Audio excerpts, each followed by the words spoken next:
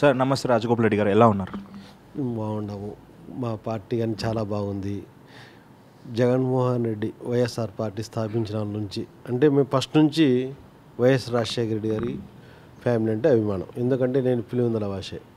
ఇక్కడికి నంద్యాలకు వచ్చిన శిల్పామౌంట్ కానీ ఎస్పీ వీరుడలు కానీ అంతా వైఎస్ రెడ్డి గారి అధికారంలోనే నడిచిన కాంగ్రెస్ ప్రభుత్వంలో.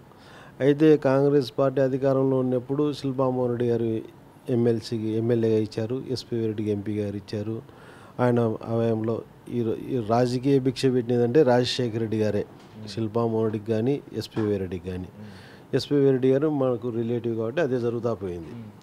కాబట్టి పార్టీలో 2014 వచ్చే కొద్దీ శిల్పామోహన్ రెడ్డి గారు టీడీపీ లేకపోవడం జరగడము, ఎస్పీ రెడ్డి గారు ఆ రోజు 2014 శిల్పామోహన్ రెడ్డి గారు టీడీపీలో ఎందుకు వెళ్ళారు సార్?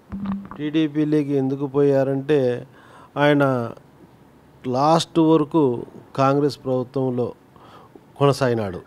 ఎందుకంటే మనకు రాష్ట్రం విడిపోయే ముందరంగా యాక్చువల్గా రాయలసీమ జిల్లాలు 2 జిల్లాలు అనంతపురం కానీ కర్నూలు జిల్లా కానీ తెలంగాణలో ఏ విధంగా కలుపుతారేమో అనేది ఒక డౌట్ ఉండేది. ఈ డౌట్ వల్ల ఏం జరుగుతుంది ఏమో, జగన్మోహన్ రెడ్డి ఈ పక్క ఉంటాడు కాబట్టి నాకు కాంగ్రెస్లోనే ఉండాలనేది ఆయన మైండ్లో ఉంటుందనేది మనం గెస్ చేయగలిగినాం. ఎందుకంటే ఎవరైనా రాజశేఖర రెడ్డి కుటుంబం నమ్ముకునేప్పుడు ఫస్ట్ పెట్టినప్పుడు వచ్చింటే ఆయనకు నమ్మకం ఏర్పడిండు. వీళ్ళు రాలేకపోయినారు ఆ రోజుట్లో. ఎందుకంటే తెలంగాణలోకి ఈ అనంతపురం జిల్లా కర్నూలు జిల్లా పోతుందని చెప్పి అధికారం నుంచి ఎందుకు లేదు దూరం కావాలా కాంగ్రెస్ పనులు లాస్ట్ పోయినా మేము తెచ్చుకోగలుగుతాం లేదనేది. అప్పుడు భూమానాయరెడ్డి వాళ్ళు ప్రజారాజ్యం నుంచి జగన్మోహన్ రెడ్డి పార్టీ ఎమ్మడితే నడిచినారు కాబట్టి వాళ్ళకి జగన్మోహన్ రెడ్డి ఎందుకంటే ఒకసారి మాట ఇస్తే తప్పడు కాబట్టి ఆ రోజుల్లో వాళ్ళకి పట్టం కట్టినాడు. మీరు నంద్యాల సెగ్మెంట్కి ఇన్ఛార్జ్గా మీరు వర్క్ చేశారు గత 2 years బ్యాక్లో ఎలక్షన్స్ ఉన్నప్పుడు, బై ఎలక్షన్స్లో. సో బై ఎలక్షన్లో ఓడిపోవడానికి కారణం ఏముండొచ్చు సార్?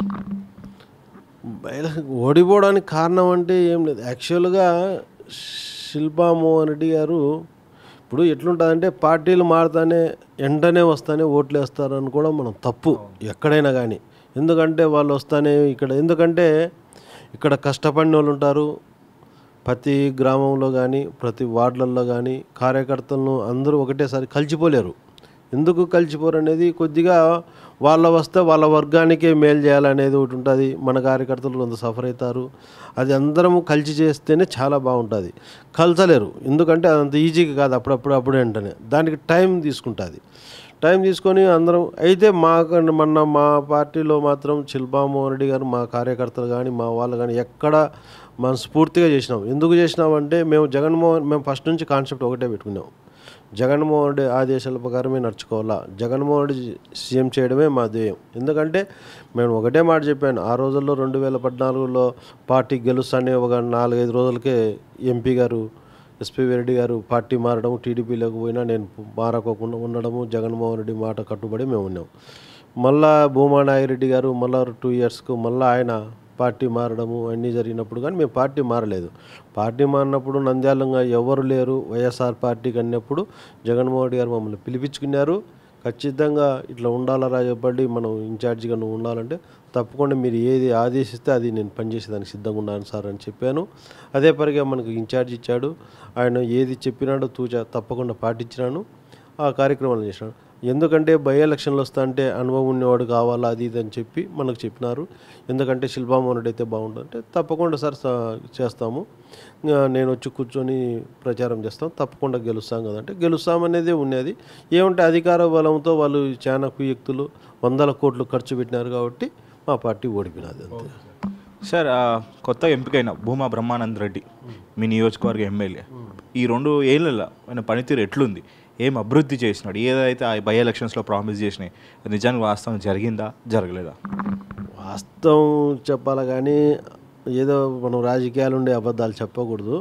ఎందుకంటే ఆ ఎలక్షన్లలో ఏం జరిగిందంటే రోడ్లు వైండింగు, ఇండ్లు కట్టిస్తామని ఇవన్నీ జరిగినాయి. కానీ ఇండ్లు కట్టించినారు కానీ దాదాపు ఇప్పుడు నాకు తెలిసి 10,000 నుంచి 11,000 ఇండ్లు, నాకు తెలిసి 4-5 వేల ఇండ్లు కానీ పూర్తి కాలే. ఏది ఇంట్రెస్ట్ లేరు ఎవరికి ప్రజలు. ఎందుకంటే అవి కంజెస్టెడ్గా ఉన్నాయి. ఆ రేటు మామూలుగా మనకు కట్టినా మనకి ప్రజలు తీసుకుంటారు. అదంతా పెద్ద కంపెనీలకు మేలు జరిగేదానికే జరిగినాయి కానీ బీద ప్రజలకైతే మేలు జరగలే. ఎవరికి చెప్పుకుంటున్నారు తెలుగుదేశం వాళ్ళు మేము 11,000 ఇళ్ళు కట్టినామని. ఆ రేటుకు ఎవరైనా మనలాంటి వాళ్ళు ఒక బిల్డర్గా చేస్తే మనమే ఇవ్వచ్చు ఆ డబ్బులకు ప్రజలకు. కాబట్టి దానివల్ల ఈ రోడ్డు అందుకు కొట్టినారు కాబట్టి మళ్ళీ ఎలక్షన్లు వస్తున్నాయి కాబట్టి తప్పకుండా పూర్తి చేయాల్సింది. కాబట్టి ఈ కార్యక్రమాలు అయితే అన్నీ పూర్తి అవుతున్నాయి, దాంట్లో ఇబ్బంది ఏం లేదు. రాజగోపాల్ రెడ్డి అన్న, లైక్ మీరు పార్టీ స్థాపించినప్పటి నుంచి ఉన్నారు, జగన్మోహన్ రెడ్డి గారితో ఉన్నారు. కర్నూలు జిల్లాలో మీకంటే ఒక మార్క్ ఉంది, మీకంటే ఒక ఫాలోయింగ్ ఉంది. కాకపోతే కర్నూలు జిల్లాలో ఎక్కువ సీట్లు అంటే కడపలో ఎలా అయితే సీట్లు ఎక్కువ కొట్టేదో ఈవెన్ కర్నూలులో కూడా ఎక్కువ సీట్లు, కానీ ఇక్కడ ఎక్కువ ఫిరాయింపులు జరిగినాయి, పార్టీ మారడం జరిగింది. ఎందుకు జరిగి ఉండొచ్చు అన్న? కర్నూలు జిల్లాలో పార్టీ ఎందుకు మారినారు? ఈవెన్ ఎంపీలు కూడా ఇద్దరు, బుట్టారేణుక గారు, ఎస్పీవై రెడ్డి గారు, మన గాంధీ గారు, భూమనాగిరెడ్డి, శోభమ్మ ప్లేస్లో వచ్చిన అఖిలప్రియ, చెప్పుకుంటూ పోతున్న ఒక లిస్ట్ ఉంది. ఎందుకు సార్ పార్టీ మారడం ఎందుకు జరిగింది? కర్నూలు జిల్లాలో వైసీపీకి చాలా బలమైన క్యాడర్ ఉన్నప్పుడు ఎందుకు వీళ్ళు విడిచిపెట్టి వెళ్ళి ఉండొచ్చు?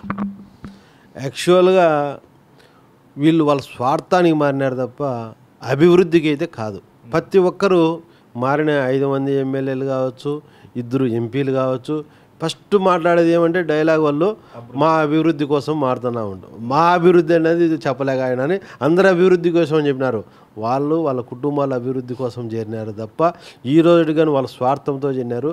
వైఎస్ఆర్ పార్టీ జెండా మీద గెలిచి వాళ్ళకి నైతిక విలువలు ఉంటే వాళ్ళు రాజీనామా చేసి పోయిండాల టీడీపీలోకి.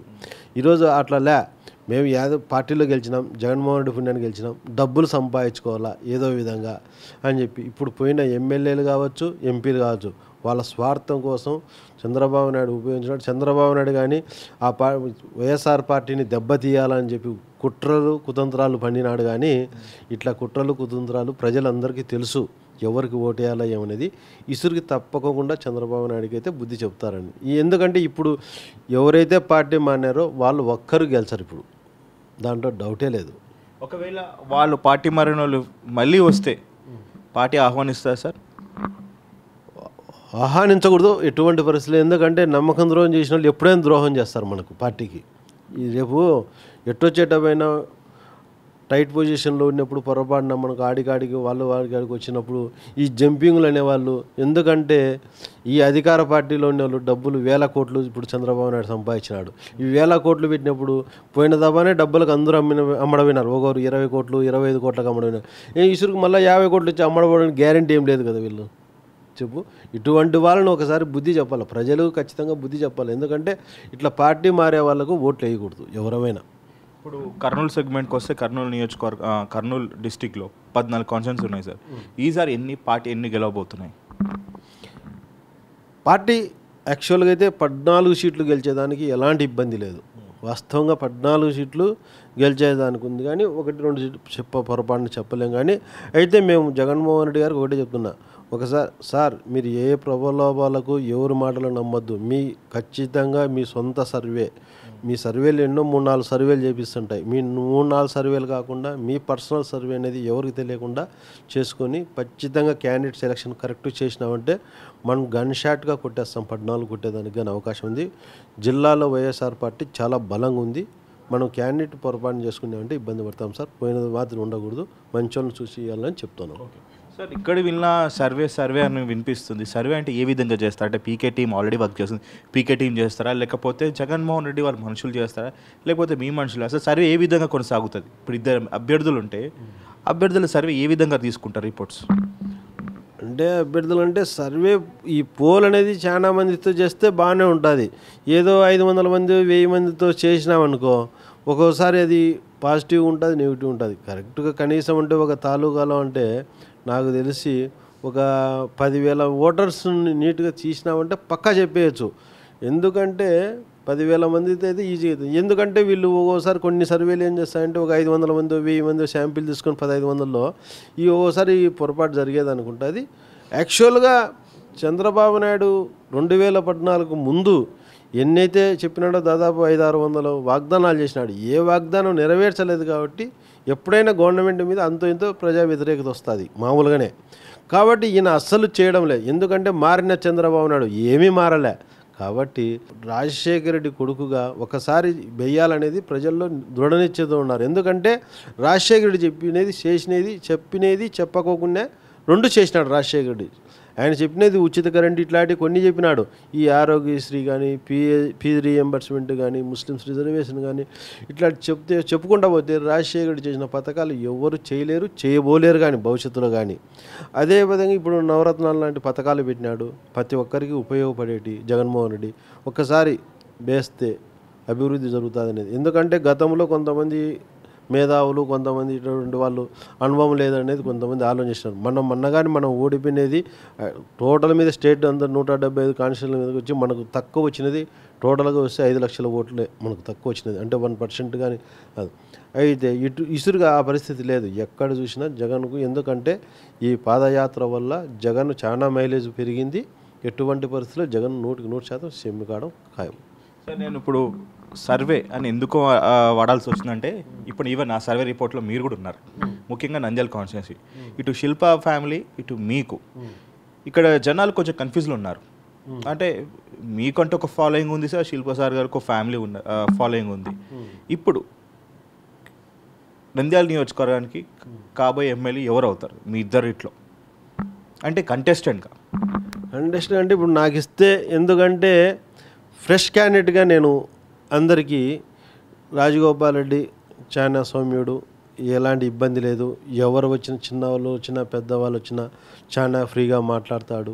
ఎవరిదైనా కానీ చేతనైన కాడికి సాయం చేస్తాడు, కానీ అన్యాయం చేయడు ఎటువంటి బస్సులో. అది కాక మాకు పార్టీ బలం నాకు తోడవుతుంది, మన మంచితనం తోడవుతుంది, ఎలాంటి ఇబ్బంది. ఎందుకంటే ముస్లిమ్స్లో కానీ నాకు రాజగోపాల్ రెడ్డి అంటే గౌరవం ఉంది. అందరికి ఎక్కడికి పోయినా నీకు తీసుకొచ్చుకున్నా టికెట్ తీసుకొచ్చి తప్పకుండా మేము చేస్తాము. ఎందుకంటే టీడీపీలో ఉండేవాళ్ళు కానీ చాలామంది నాకు చెప్పేవాళ్ళు ఉన్నారు, ఏది ఇట్లా కౌన్సిలర్లు కానీ ఇంకోరు కానీ ఉన్న పార్టీలో టికెట్ తెచ్చుకోపోండి. యాక్చువల్గా శిల్పామోహన్ రెడ్డి ఎంపీకి మీరు ఎమ్మెల్యేగా ఉంటే నంద్యాల ఈజీగా అయిపోతుంది కానీ చాలామంది ప్రజలు చెప్తున్నారు. అదేవిధంగా నేను కానీ ఆశిస్తున్నాను, జగన్మోహన్ రెడ్డికి కానీ అదే చెప్పినాను, శిల్పామోహన్ వాళ్ళకి ఎంపీ ఏంటి బాగుంటుంది. ఎందుకంటే వాళ్ళ తమ్మునికి చక్రపాణికి ఎట్లా శ్రీశైలం ఇస్తున్నారు, నాకు ఎమ్మెల్యే ఏంటి, మాకు ఎక్కడ ఎలాంటి ఇబ్బంది లేదు, తప్పకుండా అందరం గెలుస్తామనేది నేనైతే జగన్మోహన్ రెడ్డికి చెప్తూ ఉన్నాను. ఒకవేళ మీకే జగన్మోహన్ రెడ్డి గారు సీట్ ఇస్తే ఎందుకు ఇవ్వాల్సి వస్తుంది? ఎందుకు ఇవ్వాల్సింది వస్తుంది అంటే, నేను ఫస్ట్ నుంచి పార్టీ కోసం నమ్ముకొని ఉన్నాను, పార్టీ కోసం పనిచేసినాను. ఈరోజు నంద్యాలలో గెలిచే అభ్యర్థులలో మనం ఒకరు ఉన్నాం. నంద్యాలలో మనకన్నా బెస్ట్ క్యాండిడేట్ ఉండేదంటే ఇమ్మనే చెప్తాను నేను జగన్మోహన్ రెడ్డికి. కానీ నేను ఎందుకంటే స్వార్థం అడుగు, నాకు జగన్ సీఎం కావాలనుకుని కోరుకుంటాను తప్ప ఏదో మన స్వార్థానికో మనకు రాజకీయాలు కావాలనేది లేదు. ఎందుకంటే మనం నీతి నిజాయితీగా ఉండాలా. నీతి నిజాయితీగా ఉండే ప్రజలకు అభివృద్ధి చెందాలంటే నంద్యాల ప్రజలకు తెలుసు ఎవరు మంచి ఎవరు చెడు అనేది. ఎవరు మంచి చెడు అనేది వాళ్ళు ఉంటే వాళ్ళే గెలుస్తారు. కానీ మనం ఎవరికి అనుకుంటే మాత్రం అంత ఈజీగా కాదు. ఏ ఎలక్షన్ కానీ ఎవరికైనా కానీ కష్టపడాలా. మనం ఏదైతే ప్రజలకు అయితే వాగ్దానాలు చేస్తామో అది తప్పకుండా నెరవేర్చే బాధ్యత మన మీద ఉంటుంది. ఆ నెరవేర్చే బాధ్యతలు, ఎందుకంటే జగన్మోహన్ రెడ్డి గారు మనకు ఫస్ట్ నుంచి తెలుసు కాబట్టి ఆ ఫ్యామిలీ గురించి కానీ వాళ్ళ గురించి కానీ, జగన్మోహన్ రెడ్డి దగ్గర మనం ఏదైనా నంద్యాల గురించి ప్రజలకు ఏదైనా 10 వాగ్దానాలు చేసినామంటే జగన్మోహన్ రెడ్డి దగ్గర నేను కూర్చొని చేపించుకుంటే ధైర్యం ఉంది కాబట్టి నాకు ఆ ధైర్యం ఉంది. ఒకవేళ సీట్ మీకే ఇస్తే నంద్యాల ప్రజలు మీకెందుకు ఓటేయాలి? అంటే ఇప్పుడు ఏదైనా కానీ ఒక మాట చెబితే నంద్యాలలో ఇప్పుడు పోయిన గతంలో ఉండే నాయకులందరినీ చూసినారు. ఇప్పుడు నేను నంద్యాలకు ఫ్రెష్ క్యాండిడేట్ని అవుతున్నా. ఫ్రెష్ క్యాండిడేట్ అయ్యేటప్పుడు రాజగోపాల్ రెడ్డి గురించి అందరికీ తెలుసు. నంద్యాల ప్రజల్లో ఏదైనా ఒక మాట ఇస్తే మాట మీద నిలబడడు అనేది ప్రజలకు తెలుసు. నాకు తెలిసి నంద్యాలలో దాదాపు రాజగోపాల్ రెడ్డి ఒక మాట ఇస్తే ఆ మాట కోసం కట్టుబడతాడు కాబట్టి ప్రజలు కానీ నా మీద చాలా, ఎందుకంటే ఫస్ట్ నుంచి ఎవ్వరు లేనప్పుడు పార్టీలో ఉన్నాడు కాబట్టి వైఎస్ఆర్ పార్టీ ప్రజలు కానీ నా మీద రాజగోపాల్ రెడ్డి ఎవరు లేనప్పుడు వైఎస్ఆర్ పార్టీకి ఉన్నాడు కాబట్టి రాజగోపాల్ రెడ్డి ఉంటే మనకు కానీ మంచిది, అందరితో బాగా కలిసిమెలిసిపోతాడు కాబట్టి తప్పకుండా అనేది ఉంది. ఒకటే, ఎందుకంటే రేపు శిల్పామోహన్ రెడ్డికి ఇచ్చేయని రాజగోపాల్ రెడ్డి శిల్పామోహన్ రెడ్డికి ఇచ్చినా నేను మనస్ఫూర్తిగా చేసామనే.